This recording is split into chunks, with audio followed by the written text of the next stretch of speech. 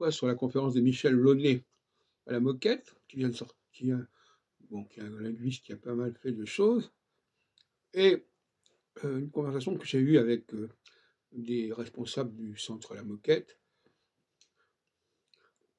Le problème, c'est que l'anglais, notamment, emprunte au français un lexique, mais il emprunte aussi sa grammaire. Pourquoi? Parce qu'il n'arrive pas à distinguer les deux. De la même façon que quand le français emprunte à l'arabe, il emprunte le mot lui-même, mais il emprunte aussi l'article. On dit alchimie, c'est c'est l'article défini.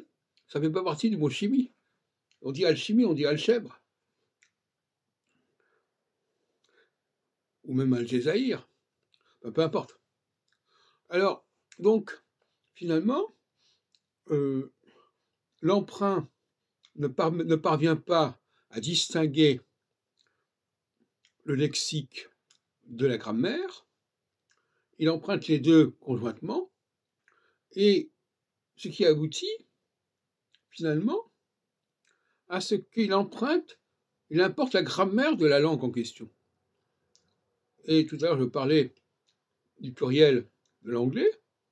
L'anglais a emprunté énormément de mots français au pluriel, et il a fini par imposer le pluriel français à des mots qui n'étaient pas français. Et ça a renforcé, ça a aggravé sa dépendance par rapport au français. Imaginons que le français ait emprunté le al article à l'arabe et qu'il ait décidé finalement que les mots français devraient comporter également cette forme-là. C'est n'importe quoi. Par similitude, je ne sais pas comment dire. De la même façon, il y a une autre confusion, c'est entre l'écrit et l'oral, dont j'ai parlé longuement, effectivement. On n'arrive plus à distinguer les deux. Ce Michel Launay n'arrive pas, à aucun moment, il a distingué l'oral et l'écrit. Et il y a un problème qui se pose, c'est qu'en français, l'enfant doit impérativement apprendre l'alphabet, apprendre la lecture,